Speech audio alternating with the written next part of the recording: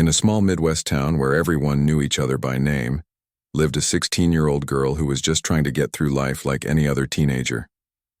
She worked part-time at the local grocery store after school, helped her mom with chores on weekends, and dreamed of one day becoming an artist. Her name wasn't important. What mattered was that she was an ordinary kid with big dreams. One evening she was driving home from work. The sun had already set, and the streets were quiet, except for the occasional hum of passing cars. It was chilly outside, so she turned up the heater in her old sedan as she carefully navigated the familiar roads. This was only her second month behind the wheel. She had recently gotten her learner's permit and felt proud every time she managed to drive without making a mistake. But tonight, things took a turn she never saw coming. As she approached a stop sign near the edge of town, two police cruisers suddenly appeared in her rearview mirror, their lights flashing bright red and blue. Her heart skipped a beat. Did I do something wrong? She thought to herself. She hadn't been speeding or breaking any rules, or at least she didn't think so. Still, she pulled over obediently, gripping the steering wheel tightly as the officers walked toward her car. The first officer tapped on her window. When she rolled it down, he asked for her license and registration. His tone was curt, almost suspicious, even though she hadn't given him a reason to act that way. She handed over the documents, explaining politely that she was new to driving and might have missed signaling earlier if that's why they stopped her. But instead of softening, his expression hardened. He glanced at her car, then back at her, before asking her to step out. At this point, fear began creeping into her mind. Why did they need her to get out of the car? Wasn't this just about a minor traffic violation? As she stood there under the cold streetlight, the second officer joined them. Together, they started questioning her about where she'd been, what she was doing out so late, and whether the car belonged to her family. Their voices grew louder, more aggressive, especially when she tried to explain herself calmly. One of them accused her of being disrespectful, which made no sense because all she'd done was answer their questions honestly. Things escalated quickly. Before she could fully process what was happening, one of the officers grabbed her arm and twisted it behind her back. She cried out in pain, pleading with them to let go. Within minutes, she found herself handcuffed and shoved into the back seat of a squad car. The metal cuffs dug into her wrists, and tears streamed down her face as she struggled to understand how a simple drive home had turned into a nightmare. Her phone buzzed incessantly. It was probably her mom calling to check on her, but she couldn't reach for it. All she could do was sit there, scared and confused, while the officers argued amongst themselves about what charges to file against her. They accused her of resisting arrest, though she hadn't resisted anything. She was just a teenager caught in a situation spiraling wildly out of control. Word spread fast in such a close-knit community. By the time her parents arrived at the station, frantic and desperate for answers, rumors were already flying around town. People whispered about racial profiling, about how the color of her skin seemed to play a role in how harshly she was treated. Her family hired a lawyer immediately, hoping to clear her name and hold the officers accountable. But deep down, they knew this wouldn't be easy. The system often favored those in power, and fighting back would take courage, not just from her but from everyone willing to stand beside her. Little did anyone know, this was only the beginning of a story that would shake the entire town and force people to confront uncomfortable truths about justice, fairness, and humanity. The courtroom was packed that morning. The air felt heavy, thick with tension, as if the walls themselves were holding their breath. People from all walks of life had gathered, friends, family, curious onlookers, and even a few reporters clutching notepads. Everyone wanted to see how this case would unfold. At the center of it all sat the young girl who had become the talk of the town. She looked small in her oversized sweater, her hands clasped tightly together in her lap. Her eyes darted around the room, taking in the sea of faces staring back at her. On one side of the room stood the two police officers involved in the incident. Their uniforms were crisp, their badges gleaming under the fluorescent lights. They carried themselves with an air of authority, but there was something uneasy about the way they avoided meeting anyone's gaze directly. On the other side sat her lawyer, a middle-aged woman with sharp features and a no-nonsense demeanor. She leaned over to whisper words of reassurance to the girl, reminding her to stay calm and let the process play out. At the front of the room sat Judge Langley, a man known for his stern rulings and unyielding demeanor. He adjusted his glasses and shuffled through the papers on his desk, barely glancing up as the proceedings began. His reputation preceded him. He rarely showed sympathy, especially when it came to cases involving law enforcement. To many in the courtroom, he seemed more like a statue than a human being, cold, immovable, and distant. The prosecutor wasted no time laying out their case. With dramatic flair, he painted the girl as defiant, dangerous even. He described her alleged failure to comply during the traffic stop, emphasizing every word to make her sound guilty before she'd even spoken. According to him, she had disrespected the officers, resisted arrest, and caused unnecessary trouble. It didn't matter that none of these claims held water. They were designed to sway the judge and tarnish her character. Her lawyer listened patiently, jotting down notes as the prosecutor spoke. When it was finally her turn to address the court, she stood tall and composed. Her voice rang clear as she dismantled the prosecution's arguments piece by piece. She pointed out inconsistencies in the officers' testimonies, highlighting how their accounts contradicted each other. She argued that the entire situation stemmed from racial profiling, citing similar incidents in the area where people of color were unfairly targeted by law enforcement. But Judge Langley appeared unmoved. His face remained expressionless, his eyes fixed on the papers in front of him. When her lawyer finished speaking, he leaned forward slightly, his gaze shifting to the girl sitting quietly beside her counsel. For a moment, the room fell silent. Everyone waited, holding their breath, unsure of what he would say next. "Young lady," he began, his voice low and deliberate. "Do you understand why you're here today?" She nodded slowly, her throat too dry to speak. "Then show some respect," he snapped, his tone sharp enough to cut glass. "Stand up." The command startled her. She hesitated for a split second, then rose to her feet, her legs trembling beneath her. But the judge wasn't done yet. Without warning, he turned to the bailiff standing nearby and issued another order, one that sent shockwaves through the courtroom. "Make her kneel." A collective gasp rippled through the crowd. Even the officers shifted uncomfortably, exchanging uncertain glances. The request was unprecedented, cruel even. Kneeling wasn't just a physical act, it was a symbolic gesture meant to strip away dignity, to assert dominance. And everyone in the room knew it.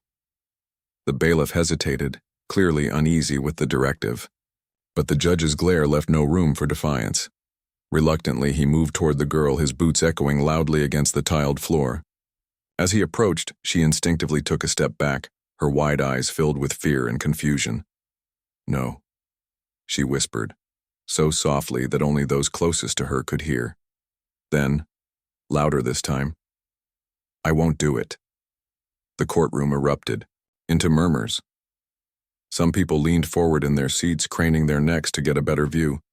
Others exchanged horrified looks, unable to believe what they were witnessing. No one, not the officers, not the lawyers, not even the judge himself, had expected her to refuse. Judge Langley's face flushed red with anger. He slammed his gavel down hard, the sharp crack reverberating through the room. "Force her compliance," he barked at the bailiff, his voice rising above the growing commotion. But the girl didn't flinch. Instead, she locked eyes with the judge, her chin lifted ever so slightly. Tears streamed down her cheeks, but her voice remained steady. "You can't make me kneel," she said firmly. "I didn't do anything wrong." For a moment, time seemed to freeze. The tension in the room was palpable, the kind of pressure that made it hard to breathe. Then, from somewhere in the gallery, a voice broke the silence. "Your Honor, this is unacceptable." All heads turned to see one of the arresting officers stepping forward. His hat was clutched in his hands, and his face was pale, as though he hadn't planned to speak but couldn't stay quiet any longer. "What did you just say?"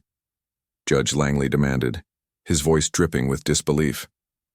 The officer swallowed, hard, his Adam's apple bobbing visibly. "Sir," he began, his voice shaking slightly, "what we did to this girl, it was wrong. We let our biases get the better of us. She didn't deserve any of this." The courtroom erupted into chaos. Gasp. The courtroom was electric with tension, the kind that makes your skin prickle and your heart race. Every eye in the room was glued to the officer who had just spoken, his words hanging heavy in the air like storm clouds ready to burst. For a moment, no one moved. No one even dared to breathe too loudly. It was as if time itself had paused, waiting to see what would happen next. Judge Langley's face turned an alarming shade of red. His lips pressed into a thin line, and his knuckles whitened as he gripped the edge of his bench. He stared at the officer, his expression somewhere between disbelief and fury. "What did you just say?" he barked, his voice cutting through the stunned silence like a knife. The officer shifted uncomfortably under the weight of the judge's glare. Sweat beaded on his forehead, but he didn't back down. Instead, he took a deep breath and continued, his voice steadier this time. "Your Honor, I can't stay quiet anymore. What happened that night, it wasn't right. We let our biases get in the way. This girl," he gestured toward her, his hand trembling slightly, "didn't do anything wrong." You could hear a pin drop. The other officer, the one who had been more aggressive during the traffic stop, looked like he'd been punched in the gut. His face went pale, and he opened his mouth as if to protest, but no words came out.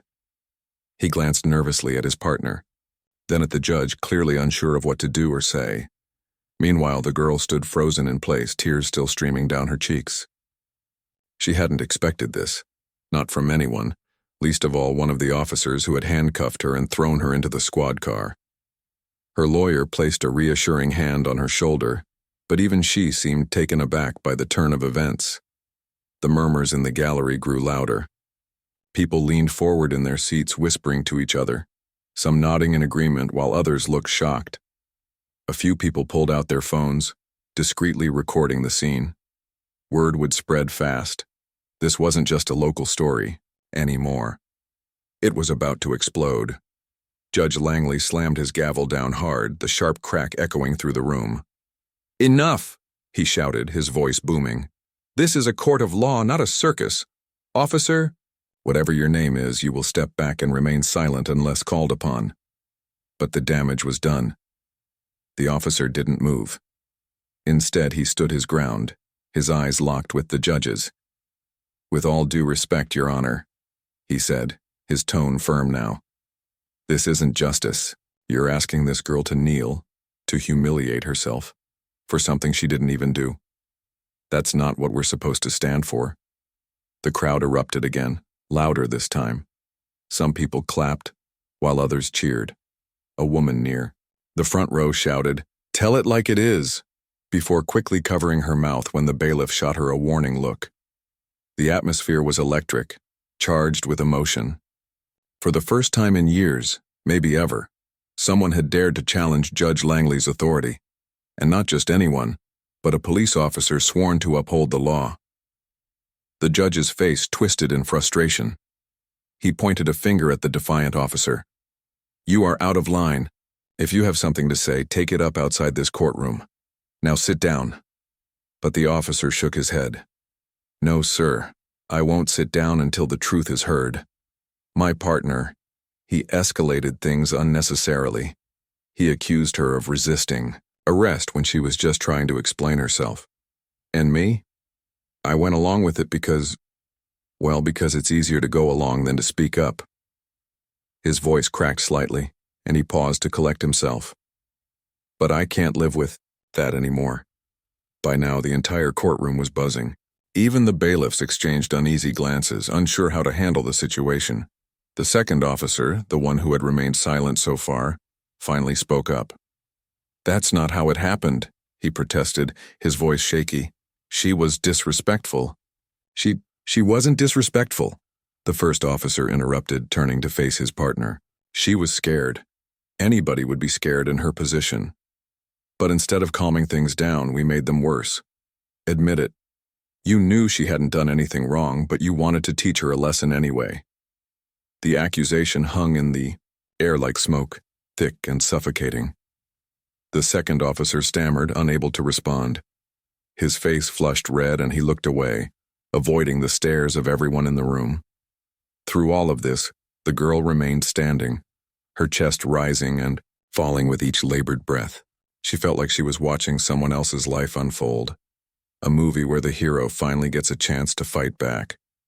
Except this wasn't a movie. This was real, and she was living it.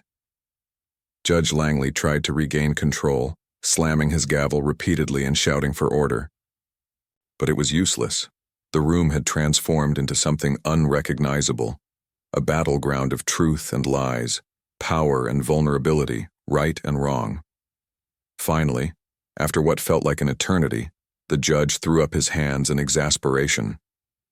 "This hearing is adjourned," he declared, his voice dripping with irritation. "We'll reconvene tomorrow morning at 9 o'clock sharp. Until then, everyone is dismissed." As the crowd began to file out, the energy in the room shifted. People lingered, talking animatedly about what they'd witnessed. Some approached the girl and her family, offering hugs and words of encouragement. Others surrounded the officer, who had spoken out, thanking him for having the courage to tell the truth. Outside the courthouse, reporters waited eagerly, microphones in hand. News of the dramatic scene inside had already leaked, and within hours, the story would be everywhere. On social media, on the evening news, in conversations around dinner tables across the country. For the girl, it was overwhelming. She had gone from being a scared teenager caught in a nightmare to the center of a national conversation about justice and accountability. As she walked out of the courtroom with her family, she couldn't help but feel a strange mix of emotions. Relief, pride, fear, and hope. Hope that maybe, just maybe, things were starting to change. The next morning, the town buzzed with chatter. News of what had happened in the courtroom spread like wildfire, and by sunrise it felt like everyone had an opinion. People gathered at coffee shops, bus stops, and schoolyards, dissecting every detail of the dramatic scene. Social media was ablaze with posts, hashtags, and videos from those who had been inside the courtroom or heard about it secondhand. Some praised the girl's courage. Others questioned whether the officer's confession was genuine. No matter where you went, there was no escaping the conversation. Inside the police department, things were tense. The officer who had spoken out, let's call him Officer Daniels, was called into a closed-door meeting with the chief of police early that morning. It wasn't hard to guess why. His actions had embarrassed the department, turning what should have been a routine case into a national spectacle. The second officer, the one who had remained silent during the confrontation, was also present, sitting stiffly in his chair, his face unreadable. Chief Harris, a gruff man with decades of MIA experience under his belt, paced back and forth in front of them. His voice carried a mix of anger and frustration as he addressed Officer Daniels. "Do you realize what you've done?" he demanded, stopping mid-stride to glare at him. "You aired our dirty laundry in front of the whole world. What were you thinking?" Officer Daniels didn't flinch. He sat upright, his hands clasped tightly together on the table. "I was thinking about doing the right thing," he replied calmly, though his voice betrayed a hint of nervousness. "That girl didn't deserve what happened to her. None of us can pretend otherwise." The room fell silent for a moment. Chief Harris pinched the bridge of his nose, clearly struggling to keep his composure. Finally, he turned to the other officer. "And you? Do you have anything to say for yourself?" The second officer shifted uncomfortably in his seat. His eyes darted between the chief and Officer Daniels before he finally spoke. I thought we were following protocol," he stammered. "She resisted, she questioned us. We couldn't let her walk away without consequences." "That's not true," Officer Daniels interrupted, his tone sharp now. "She didn't resist. She was scared and confused, and instead of calming her down, we made it worse. You know, it's true." The tension in the room was palpable. Chief Harris sighed heavily, running a hand over his balding head. He knew the situation was spiraling out of control, and damage control wouldn't be easy. After a long pause, he instructed both officers to stay put while he made some calls. As soon as he left the room, the air seemed to deflate slightly. "Officer." Daniels leaned forward, resting his elbows on the table. "Look," he said quietly, addressing his partner. "I get it. You were just doing your job. But sometimes jobs don't justify the harm they cause. If we don't own up to our mistakes, how are we supposed to fix them?" His partner avoided eye contact, staring at the floor instead. For a moment, neither of them spoke. Then, almost reluctantly, the second officer muttered, "Maybe you're right." It wasn't much, but it was something. A crack in the wall of denial that had stood between them and accountability. Meanwhile, Judge Langley sat alone in his chambers, nursing, a cup of black coffee gone cold. The days that followed felt like a whirlwind for everyone involved. The town, once sleepy and unremarkable, was now at the center of a national conversation about justice, accountability, and systemic bias. Every corner seemed to hum with tension. Neighbors debated over fences, students argued in school hallways, and even families found themselves divided as they wrestled with what had happened in that courtroom. For Judge Langley, the pressure mounted with each passing hour. Calls flooded his office from higher-ups within the judicial system, demanding explanations and damage control. Reporters camped outside the courthouse, shoving microphones toward anyone who dared step out. Social media was ablaze with hashtags, calling for his resignation while others defended him as a victim of cancel culture. It wasn't just criticism, it was personal. People dissected every decision he'd ever made, questioning whether his rulings had always been fair or if this incident was just the tip of the iceberg. One evening, after another grueling day of avoiding public scrutiny, Judge Langley sat alone in his dimly lit study. Papers were scattered across his desk, but he barely glanced at them. Instead, he stared blankly at an old photograph on the wall, a black and white image of himself as a young man, fresh out of law school, standing beside his mentor. Back then, he had believed in justice wholeheartedly, convinced that the law could fix everything if applied correctly. But now doubt gnawed at him like a persistent ache. He thought about the girl, the way she had stood firm despite the odds stacked against her. He replayed the moment when she refused to kneel, her voice steady even as tears rolled down her cheeks. Something about her defiance unsettled him, not because it challenged his authority, but because it reminded him of a truth he had long ignored. Power isn't meant to dominate. It's meant to serve.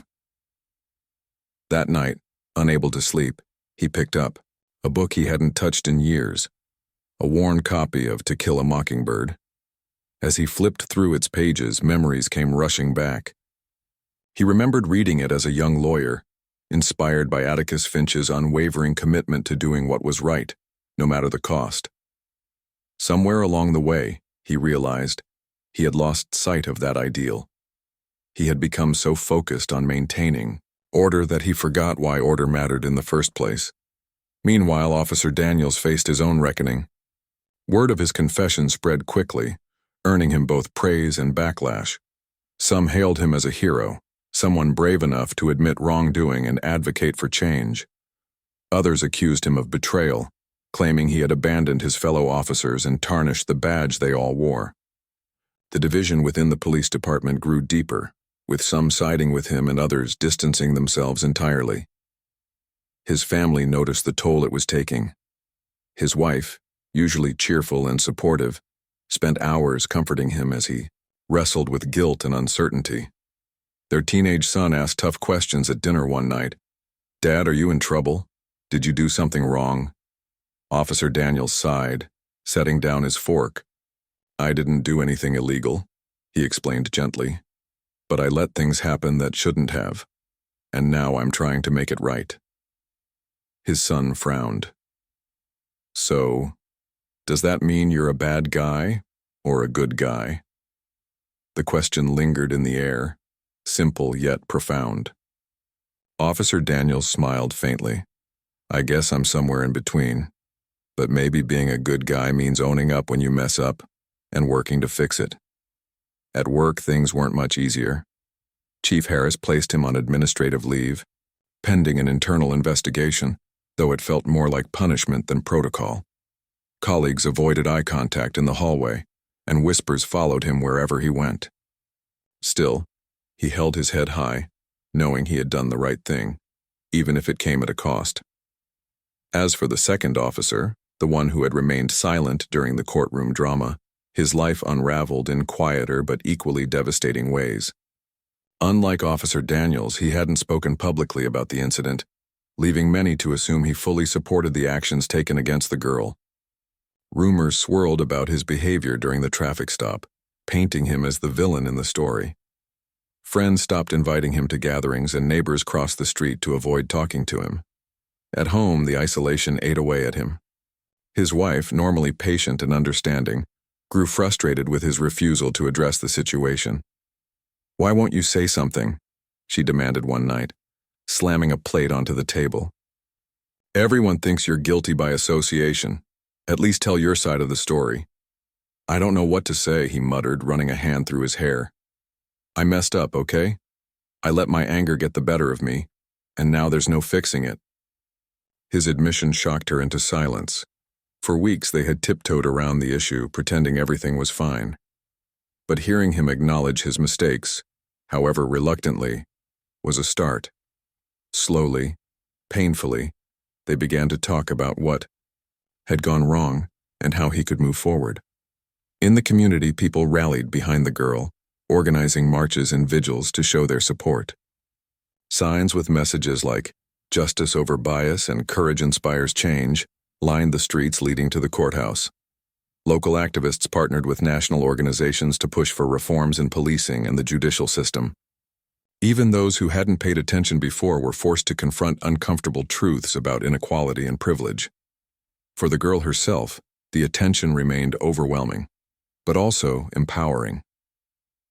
She started attending meetings with community leaders, sharing her story and advocating for change. At first, speaking in front of large crowds terrified her, but with each appearance she grew more confident. Her voice became stronger, her message clearer. "This isn't just about me. It's about making sure no one else has to go through what I did." Her courage inspired others to speak out. A mother shared how her son had been profiled at school. A retired teacher recounted witnessing discrimination in the classroom. An elderly man tearfully described being harassed by officers decades ago. One by one, voices joined together, creating a chorus of hope and resilience. By the end of the week, it was clear that something monumental had shifted, not just in the town but in the hearts and minds of everyone watching. What had started as a single act of defiance had sparked a movement, proving that even in the darkest moments, light can break through. By the time the internal investigation wrapped up, the town was buzzing with anticipation. Everyone wanted to know what would happen next, what consequences, if any, would follow for those involved in the case. The police department released its findings on a Friday afternoon, just as people were heading home from work.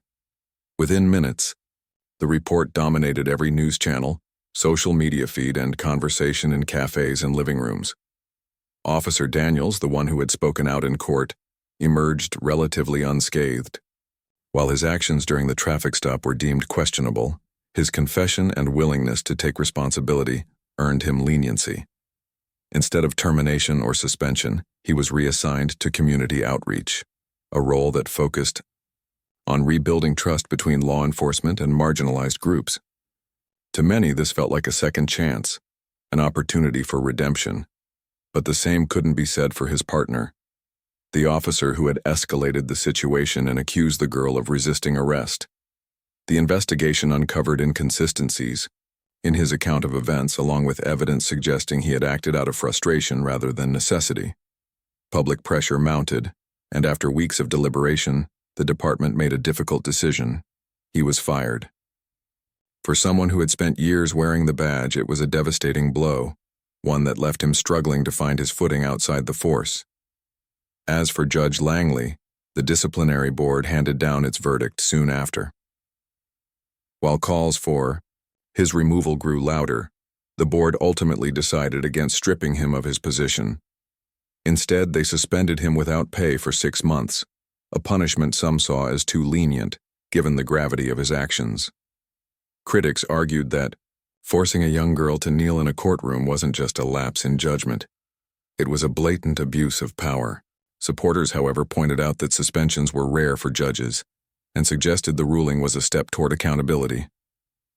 Still, the fallout weighed heavily on Judge Langley. During his suspension, he retreated from public life, spending most of his days holed up in his house. Neighbors reported seeing him tending to his garden early in the mornings, his once immaculate yard now overgrown and wild. It was as though the chaos inside him mirrored the untamed grass around him. Friends tried reaching out, but he kept to himself, lost in thought and reflection. One evening, unable to shake off the guilt gnawing at him, he decided to visit the local library. He wandered through the aisles until he stumbled upon a section dedicated to civil rights history. Pulling a book about landmark cases off the shelf, he flipped through its pages, reading about moments when justice had triumphed over prejudice.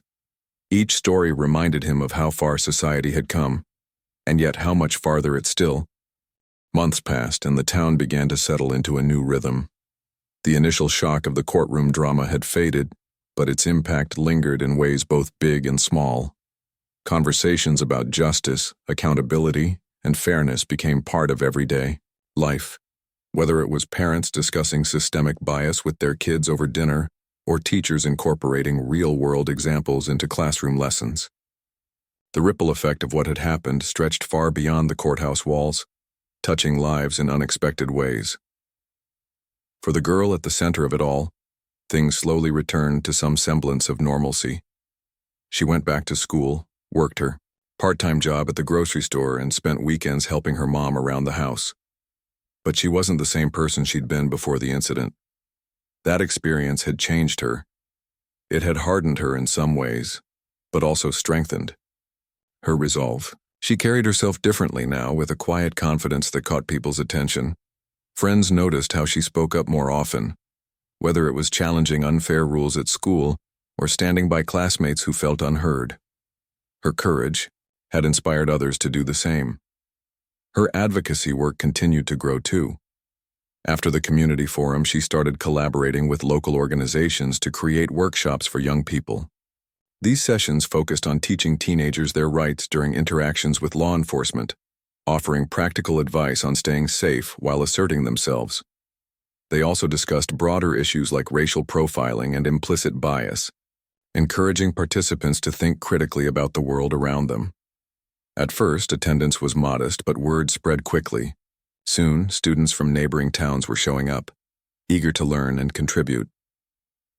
One Saturday morning, as she prepared for another workshop, her phone buzzed with a notification.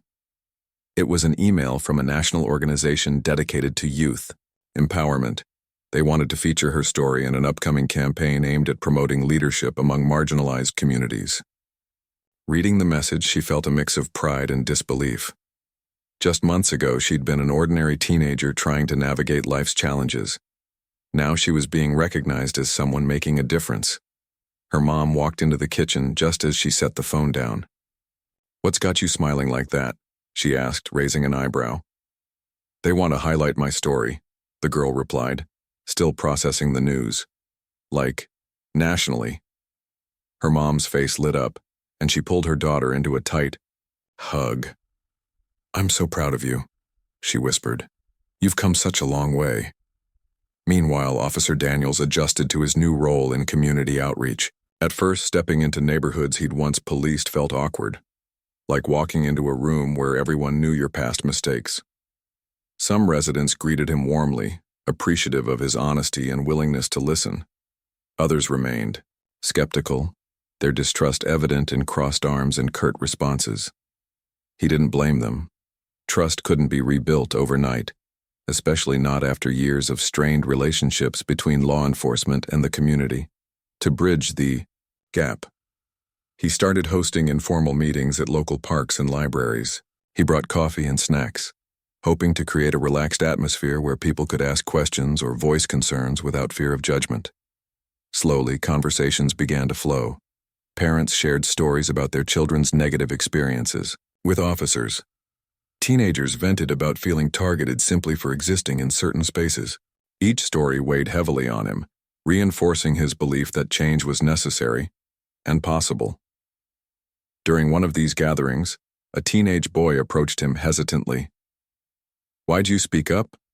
the boy asked, his voice barely above a whisper. "Weren't you scared?" Officer Daniels nodded, understanding the weight of the question. "Yeah, I was scared," he admitted, "but staying silent would have been worse. Sometimes doing the right thing means taking risks even when it's hard." The boy mulled this over, then nodded thoughtfully before walking away. Moments like these reminded Officer Daniels why he had chosen this path, even if it came at a personal cost. As for Judge Langley, his suspension ended quietly without fanfare or public announcement. When he returned to the bench, he did so with a renewed sense of purpose. Gone was the rigid demeanor that had once defined him. In its place was a man humbled by reflection and determined to learn from his mistakes. His rulings became more measured, his tone softer. He made an effort to engage with defendants, asking questions instead of issuing orders, seeking understanding rather than compliance. Word of his transformation spread cautiously. Some attorneys noted the shift during hearings, remarking on how he seemed genuinely interested in fairness. Others remained wary, unsure if this was genuine growth or merely an attempt to repair his reputation. Either way, the change was undeniable. One afternoon, as he presided over a minor traffic violation case, a young woman stood before him, visibly nervous. She fumbled through her explanation, clearly intimidated by the courtroom setting. Judge Langley leaned forward slightly, his expression kind. "Take your time," he said gently. "We're here to figure this out together." The moment struck a chord with those watching. It wasn't dramatic or groundbreaking. It was simple human decency. And sometimes, that's all it takes to start healing wounds. Back in the town, the movement sparked by the girl's defiance continued to gain momentum. Activists pushed for policy reforms, advocating for body cameras, de-escalation training, and independent oversight committees. Schools introduced programs focused on diversity and inclusion, fostering dialogue among students from different backgrounds. Even businesses got involved, pledging to hire locally and support underrepresented groups. Though progress wasn't always linear, there were setbacks, disagreements, and moments of doubt. The overall trajectory pointed upward. People who had once felt powerless discovered strength in unity. Those who had doubted the possibility of change found hope in collective action. And through it all, the girl remained a beacon of resilience. She hadn't set out to become a symbol of resistance, but she embraced the role with grace and determination. Every speech she gave, every workshop she led, every conversation she sparked, it all contributed to something bigger than herself. By the end of the year, the town looked different, not perfect, but better. Folks smiled more, talked openly about tough topics, and supported one another in ways they hadn't before. Change was happening slowly but surely, because one brave girl had refused to kneel, and countless others had risen alongside her. Months turned into a year, and the town that had once been divided now felt different, lighter somehow. The scars of the past hadn't disappeared entirely, but they were healing thanks to the efforts of people who refused to give up on making things better. Conversations about fairness, justice, and equality weren't just reserved for protests or meetings anymore. They had become part of everyday life. Neighbors greeted each other warmly, even if their opinions didn't always align. Kids played together without noticing differences in skin color or background. It wasn't perfect, but it was progress. And sometimes progress is enough. For the girl at the heart of it all, life moved forward in ways she never could have imagined. She graduated high school with honors, earning a standing ovation from her classmates when she delivered her valedictorian speech. Standing on stage in her cap and gown, she looked out at the sea of faces, friends, teachers, family members, and even strangers who had come to support her. Her voice trembled slightly as she began to speak, but soon it grew steady, filled with emotion and conviction. "When I first stood in a courtroom last year," she said, pausing to let the words sink in, I didn't think anyone would listen. I thought my voice was too small to matter. But what I've learned since then is that no voice is too small, not when we use it to stand up for what's right. Justice isn't something we wait for, it's something we create, together. The audience erupted into applause, many wiping away tears as they cheered. When she finished speaking, her mom rushed to hug her, beaming with pride. That night, surrounded by loved ones at a celebration dinner, she allowed herself to feel joy. Not just for the milestone, but for how far she'd come. But graduation wasn't the end of her journey. It was only the beginning. She enrolled in college, choosing to study law despite the irony of pursuing a career tied to a system that had once failed her. Her decision surprised some people, but not those who knew her best. "If I want to change the system," she explained to a friend one evening, "I need to understand it inside and out. I can't fight blindly. I need tools, knowledge, and a seat at the table." Her first semester was challenging, juggling classes, assignments, and internships while still finding time for advocacy work. Yet she thrived, driven by a sense of purpose that kept her going even on tough days. Professors praised her passion and insight, often encouraging her to share her experiences during discussions. Classmates admired her determination, dubbing her the changemaker behind her back, a nickname she laughed about but